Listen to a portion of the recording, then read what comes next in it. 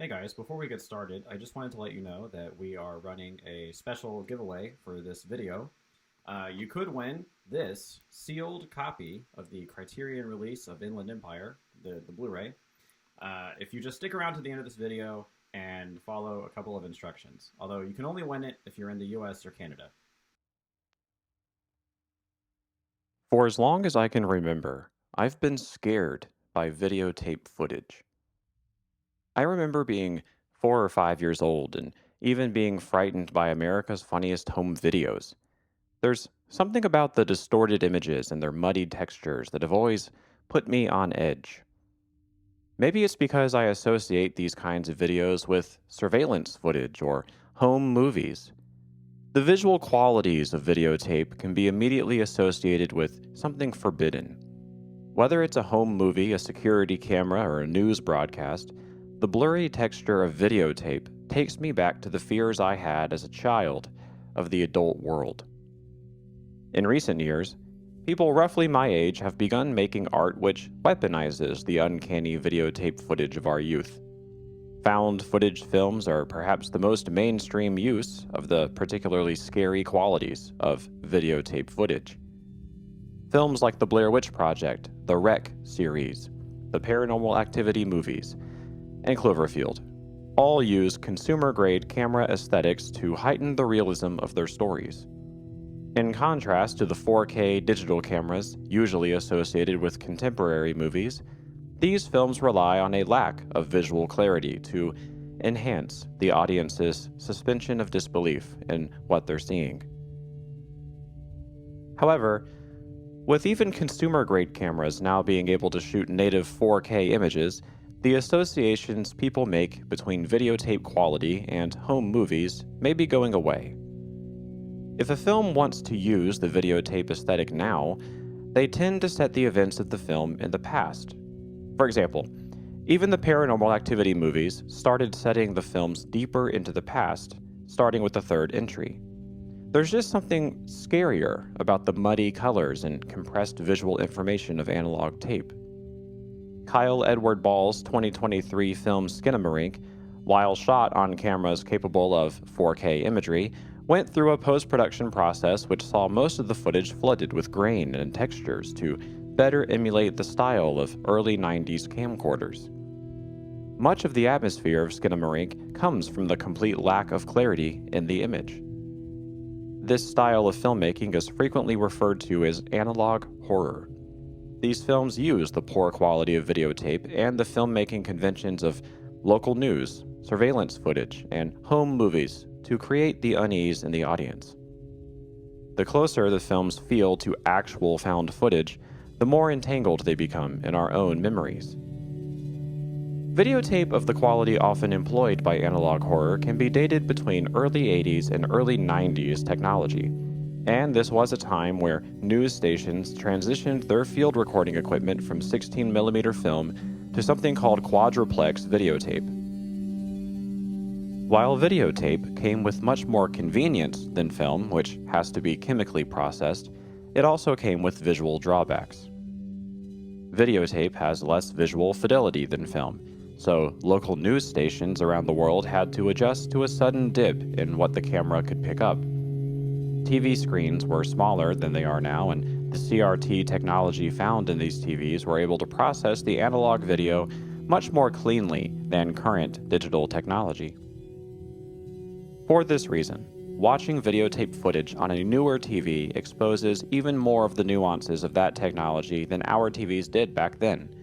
And because flat-screen TVs are much easier and cheaper to manufacture, we are also given much larger displays on which to see this footage. The early application of videotape in local news stations came with certain graphics, sound effects, and lighting cues, which were typically brought from one or two editing software suites. Which means that most Americans from 1984 to around 1998 share similar memories of how local news sounded and looked. Match these drastic changes in sight and sound with the sudden push for more aggressive news content to boost ratings, newly installed videotape cameras in public spaces, and self-produced videotape materials by criminals, and suddenly an entire medium is associated with danger and transgression. Films like the VHS franchise capitalize on the aesthetic shorthand of videotape footage by employing the many ways in which videotape can be associated with danger. News broadcasts, home movies, surveillance, all intentionally used as a new visual language to quickly communicate certain feelings and ideas. On YouTube, channels like Local 58 and The Backrooms use videotape to transport viewers to an era where information was less immediately within reach, where certain mysteries could never be fully solved, and the relationship between the viewer and the footage was less clear. Modern-day internet horror relies on the visual language of analog horror to add texture and context, but the medium of videotape has been used for its uncanny properties for decades. Today, we're going to talk about two films which use analog tape not as cultural shorthand, but as a means of transporting audiences into a nightmare state. At the very beginning of the videotape revolution, filmmaker Cecilia Condit wrote and directed her 12-minute short film Possibly in Michigan, a nightmarish and experimental musical horror short film about two women being stalked by a mask-wearing man named Arthur.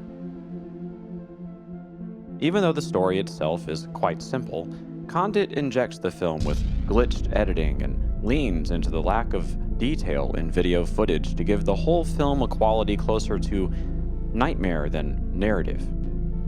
The average person has between 3 and 6 dreams per night, each lasting roughly 5 to 20 minutes. But when we wake up, we've forgotten 95% of what happened. We forget even more than that in the hours we're awake. Have you ever woken up from a vivid dream, unsure at first if what you just experienced was real, and then struggled to remember it even a few minutes later? What does that dream look like? What are its visual qualities? Videotape footage, with its blown-out colors, degraded textures, and lack of detail, visually recreates how many of us see our memories in our heads, and especially how many of us remember our dreams and nightmares. Condit knows this, and Possibly in Michigan uses the limitations of videotape to recreate the experiences we have in dreams, which are much less focused on narrative and much more focused on emotions like stress, fear, and anxiety. In recent years, Possibly in Michigan has seen an explosion of popularity online, and especially on TikTok, where its terrifying imagery and bizarre soundscape have influenced countless other horror projects. The film is successful because Condit was able to see the primal qualities of videotape, which so resemble the blurry images of our memories and dreams, and use those qualities to craft a film which is unclassifiable, but also immediately recognizable to millions. Another filmmaker, David Lynch, has spent his entire career attempting to recreate the feelings of being in a dream. In his earlier films, Eraserhead and Blue Velvet, Lynch employs the obtuse narratives of dreams by injecting them with uncanny imagery and bizarre behaviors. But it wasn't until the 2006 film Inland Empire that Lynch was able to achieve the ultimate depiction of a nightmare. David Lynch's Inland Empire wasn't always a feature film. For a while, it was just a collection of disconnected short films created for David Lynch's subscription-based website. In the early 2000s, David Lynch was experimenting with internet distribution of video long before it became mainstream, and his primary camera for these videos was the Sony PD-150. These cameras recorded on minidv tapes in standard definition, and they were the primary camera used for skateboarding videos. Lynch relished the new freedoms associated with digital filmmaking. After decades of working with expensive, tedious, and slow film cameras and lighting setups, Lynch jumped headfirst into the improvisational possibilities of cheaper consumer cameras.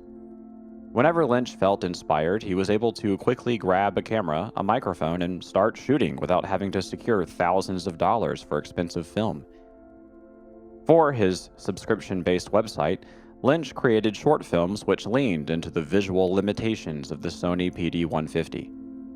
During this time, Lynch told the British Film Institute, "Digital film, it's like a pencil and a piece of paper. Everybody has access to that. Not a lot is being done with it maybe, but everyone has access to a digital camera and sound and can record and work with things. It makes the world of motion pictures available to pretty much everybody. It's just incredible." The more comfortable Lynch became with the technology and the more he fell in love with the muddy aesthetic of digital video, the more frequently he wrote material to shoot with it. Eventually, as Lynch created more and more scenes, he began locking the pieces together. These weren't just separate short films, but instead one large experiment in digital video. Much like Possibly in Michigan, David Lynch's Inland Empire uses the ugly aesthetics of digital video to create visual unease in the audience. The artifacting of certain shapes and minimal dynamic range of the color lend the images a dreamlike quality and an alien lack of clarity. Inland Empire looks the way you may remember your nightmares in the early hours of the morning. The images are fuzzy, the contrast is blurry, the colors are washed together and muddy. What you're seeing is a visibly altered image of reality, much in the way memories linger in our minds. Not only are these aesthetics of Inland Empire immediately oppressive to audiences, but the scenes within the film itself operate unlike anything you may have ever seen before. For a filmmaker who spent his entire career attempting to recreate the feelings of being in a dream, it's only Inland Empire which fully succeeds. When I say Inland Empire is an experimental film, I mean that in every sense of the word. From the way it was created to the structure of the narrative, this is a film which operates under its own set of rules. For example, 3 people could watch this film and come away with it with a wildly different understanding of the basic events of the movie. One person could think Laura Dern played one character, and another person could think she played over a dozen. One person could think the film is about a labyrinthine conspiracy theory, and the other could think it's about several different generations in a family line that has continuously experienced oppression. Inland Empire is violent, scary, unnerving, and deeply weird. To better put into context how strange Inland Empire really is, let's compare it to another film which utilizes dream logic to terrify the audience. Much has been made of the deliberately obtuse architecture, performances, and visual language of Stanley Kubrick's The Shining. Rodney Asher's 2012 documentary Room 237 explores the myriad ways in which The Shining could be decrypted. The spaces don't make sense at the Overlook Hotel. Jack Nicholson seems to either be playing a man with severe mental illness or a person who is haunted by literal ghosts. The scenes in The Shining rarely make sequential sense narratively, but more emotionally. The Shining could be watched completely out of order, especially in its second act, and the film overall, narratively, would remain largely the same. Kubrick's experiment with The Shining is his juxtaposition of editing and framing with narrative and subject. For example, one famous scene in the middle of the film is when Danny, on his big wheel, travels through the Overlook's hallways and comes into contact with a ghostly presence. The editing and framing of the scene appear to be both objective and subjective at the same time. The scene is subjective because Danny is experiencing the early half of the scene from his point of view, but the shift in composition in the latter part of the scene provides an objective perspective. The framing of Danny's face hides him from the audience. Kubrick's work is frequently cited as being cold and objective because of his use of wide angles and lack of traditional coverage, but The Shining is generous with its use of subjectivity. Several scenes are experienced vicariously through the characters, but the trick Kubrick uses throughout the film is sudden objectivity. Take this scene in the Overlook bathroom between Jack and Grady. Because the film's visual language until this point has suggested that the haunting may be in Jack's imagination, the scene itself is subjective from Jack's point of view. Early in the sequence, the camera follows Jack through these spaces, centering him and his experiences. However, as we move into the space of the bathroom, the angles and composition no longer foreground Jack's point of view, deliberately cross-cutting between two jarring perspectives of the interaction. These cuts intermingle our spatial understanding of the scene with a new, more objective point of view. The visual language of The Shining is deliberately disorienting for the audience, which creates the feeling of tension and unease the movie is famous for. However, the friction between objective and subjective storytelling comes only from the framing and editing in The Shining. For Inland Empire, the medium itself is used as a tool for confusion. Inland Empire performs a similar trick on the audience when it comes to perspective. Like The Shining, Inland Empire frequently switches between objective and subjective composition and framing, but Lynch goes even further down the same road, and the very medium he's using is weaponized as a tool for disorientation. While The Shining's narrative has a loose, episodic second act, and the architecture of the Overlook is impossible or confusing, it's always clear to audiences that the film is taking place in one hotel, and that the characters are consistently the same people throughout the film. Because the movie was made with popular film stocks associated with movies at the time, the audience understands that each of these pieces of the mystery are intentionally put there as part of a fictional film. Inland Empire not only has a more liberal approach to physical space and narrative, but the scenes themselves take on an otherworldly quality because of the way they're presented. Unlike The Shining's controlled visual clarity and attention to set design, Inland Empire is a fuzzy, visually oppressive film that uses various film languages throughout its runtime. The composition and framing aren't just subjective or objective, but sometimes themselves references to other films, other film styles, eras of history, or even other scenes from the same film. The disorienting aspects of The Shining help lend that film its enduring mysteries. But Inland Empire takes the lessons of that film and further complicates them to their logical conclusion. Part of what makes Inland Empire so scary is that the analog minidv aesthetic intentionally reminds viewers of objective surveillance footage. Even the opening scene is presented like surveillance footage right out of an episode of Unsolved Mysteries. And then that footage is presented on a screen, being watched by another person. And then we enter that screen again to watch the rest of the film.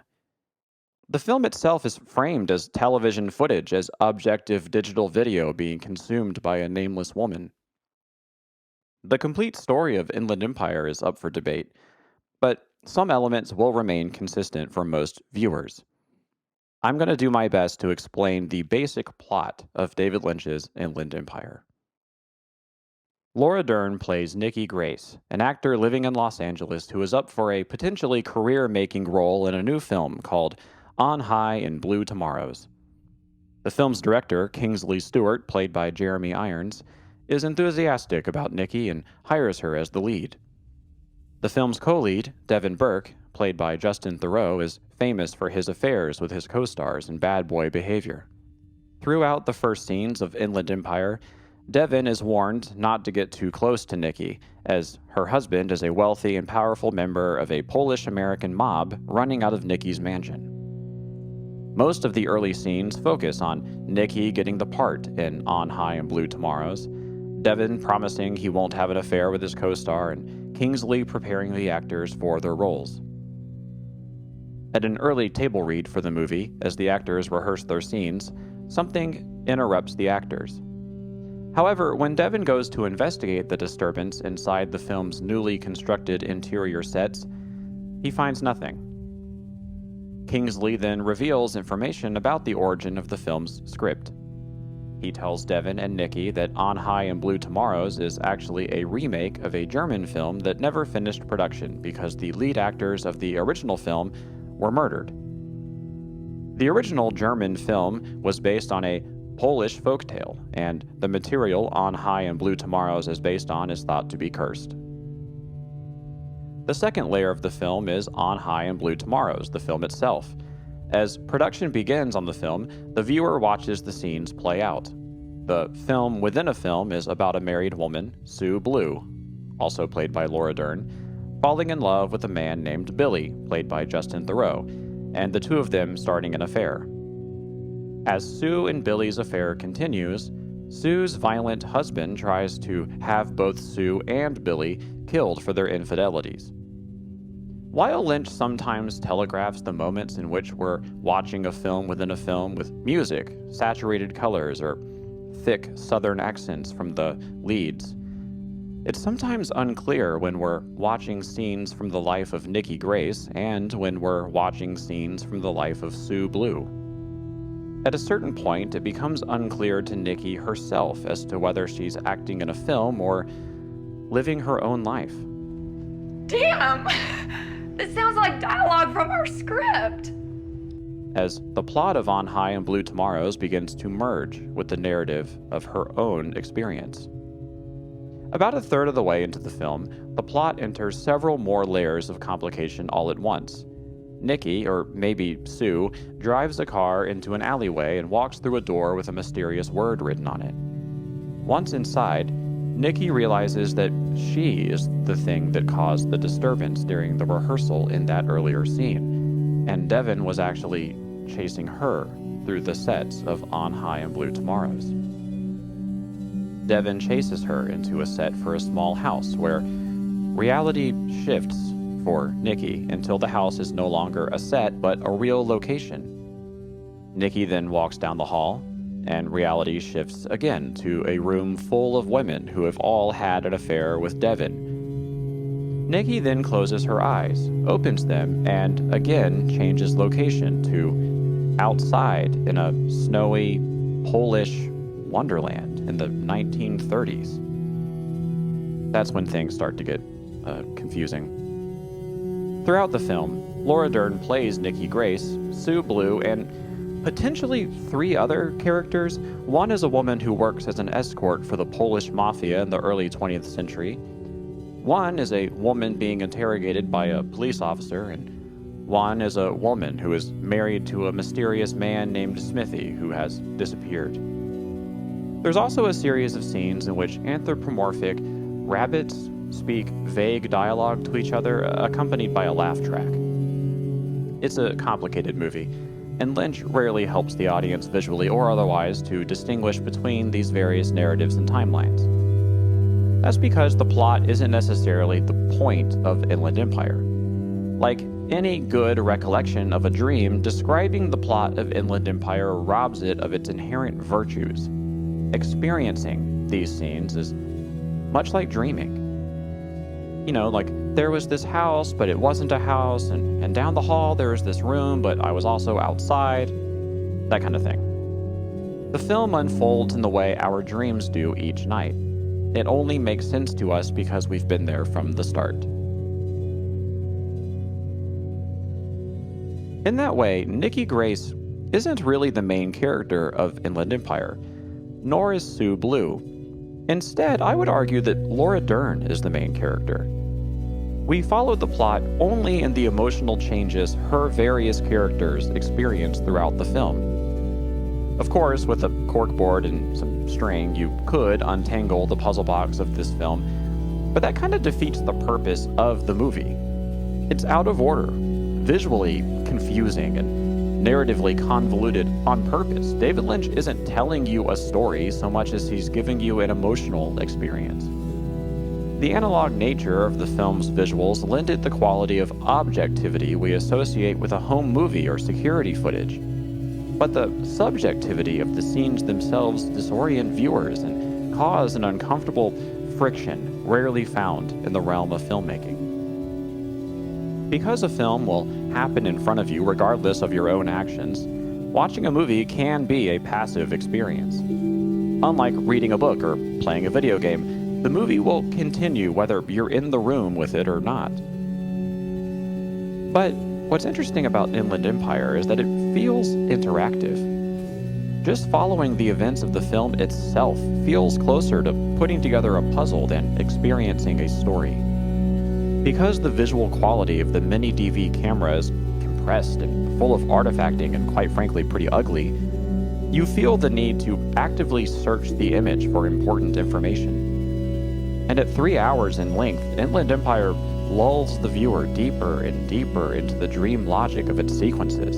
It bends and folds back into itself, grows more violent and chaotic, and ends up becoming a metatextual interrogation of itself? As Laura Dern walks into a movie theater and sees herself on the screen, then keeps walking toward a hotel room door that's also somehow part of this movie theater, where she is then on TV at a movie theater watching herself on a screen. The analog horror of Inland Empire comes from its truly ugly textures and sometimes uncanny imagery. Laura Dern's performance is a fearless portrayal of a woman in trouble, or many women in trouble, falling deeper and deeper into a nightmare which twists itself into itself without clear resolution. While The Shining is a film that oscillates between its subjectivity and objectivity through its visual language, composition, and narrative defamiliarization, Inland Empire's objectivity comes from its use of the medium itself. Digital videography immediately causes a viewer to see the footage as quote-unquote real life, based on the cultural context of how that footage is frequently used. The uncanny aspect of Inland Empire comes from this medium being used to subject audiences to the surreal landscape of a dream or a nightmare. The juxtaposition of cultural context and the imagery itself and the narrative drive of the film intentionally disturbs the logic of the viewers, and the disorienting nature of Inland Empire helps it reach terrifying crescendos in which the visual language of the movie confronts the audience with disturbing marriages of sight and sound. In the later period of painter Jackson Pollock's career, he began to create work which used paint not as symbolic references to people, objects, or landscapes, but paint as an expression of itself, paint as paint. Instead of drawing symbols which tell stories or display scenes, Pollock's abstract expressionist work represents itself. No symbols, no characters, no objects. The image is the image, and the meaning is the meaning. Similarly, in 1971, actor and director Dennis Hopper, in his follow-up to Easy Rider, attempted to take the abstract expressionist ideology of paint as paint and apply it to filmmaking. What if a film tries to do the same thing? What if a film represents nothing, not even narrative, and just exists as film itself, film as film? The movie he ended up directing, called The Last Movie, does end up containing a loose narrative, and it also occupies the audiences with its own symbols, but Hopper's initial intent for the film can be found in its editing style. Scenes begin and end without much regard for character or structure. Plots are begun but then abandoned. The actual thematic ideas present in the movie hardly ever reach any real conclusion. In this way, Hopper was not necessarily creating film as film, but instead cut up a film into something else the way William S. Burroughs approached writing a cut-up novel. A few years earlier, however, David Lynch created a short film which gets closer to the heart of Hopper's experiment. When Lynch initially conceived of 6 men getting sick, it was just a painting. Lynch thought it may be interesting to make the painting move, so he turned it into a rudimentary, repeating animation. Again, the film isn't entirely abstract like a Pollock. We have vague images of men, and the plot, if you can call it that, is that the men are sick. However, the film's loose approach to any kind of symbolic imagery and its vague purpose intrigue audiences who are more interested in how certain mediums are experimented with than the various symbols those mediums represent. Lynch's final film, then, can be seen as the logical progression of his first film. For Inland Empire, the medium is the point. The visual language isn't a piece of a narrative puzzle, but instead the launching point from which the film expresses its emotional themes. Analog horror's popularity comes from the aesthetic itself. In a media landscape in which 4K and even 8K video is becoming the norm, the analog visual artifacts of videotape introduce mystery in their ugly, compressed footage. Within the context of news footage, home movies, surveillance tape, video footage can easily replicate the aesthetic of forbidden or transgressive documents of criminal violence or family secrets or mysterious disappearances. Inland Empire intentionally disrupts an audience's expectations of what can be expected by the medium with which it's presented. And in this way, it stands as one of the high benchmarks of what can be achieved with the analog horror aesthetic.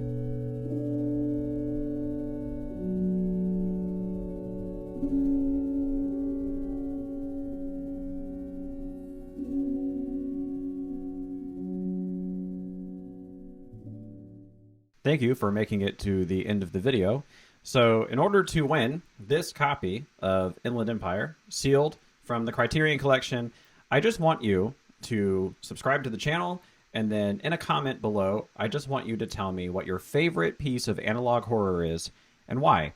What makes it so scary? What makes it so compelling to you? What is your favorite piece of analog horror? So comment that, subscribe, and you will be entered into a random pool where you could win David Lynch's Inland Empire. So thank you again for watching, and I really appreciate it.